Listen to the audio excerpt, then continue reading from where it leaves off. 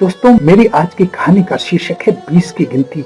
कहानी बहुत अच्छी है और अंत तक देखिएगा। कहानी में बड़ा मैसेज छिपा है, बहुत मजा आएगा। एक राजा की बेटी की शादी होनी थी। तब उस राजकुमारी ने एक शर्त रख दी कि जो भी 20 तक की गिनती सुनाएगा, लेकिन शर्त यह है कि उस गिनती में पूरा संसार समाना चाहिए, मैं उसी व्यक्ति से शादी कर लूंगी।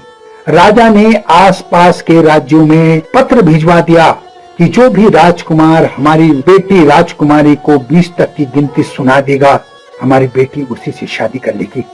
लेकिन अगर कोई नहीं सुना पाया तो उसे 20 कोड़े खाने पड़ेंगे।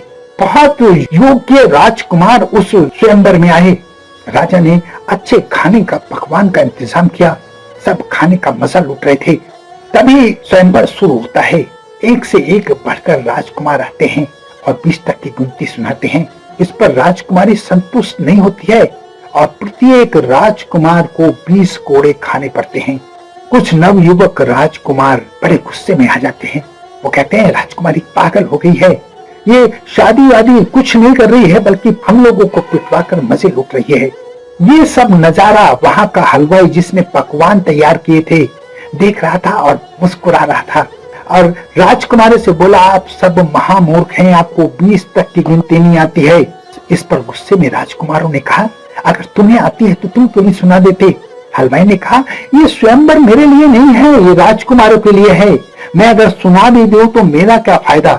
ये बात राजकुमारी सुन लेती है और उस हलवाई के पास आकर बोलती है कि अगर आपने 20 तक की गिनती सुना दी जिसमें पूरा संसार समाया हो तो मैं आपसे शादी कर लूंगी। लेकिन याद रखना, अगर नहीं सुना पाए तो आपकी मौत तय है। राजा की आज्ञा लेकर हलवाई ने गिनती शुरू की।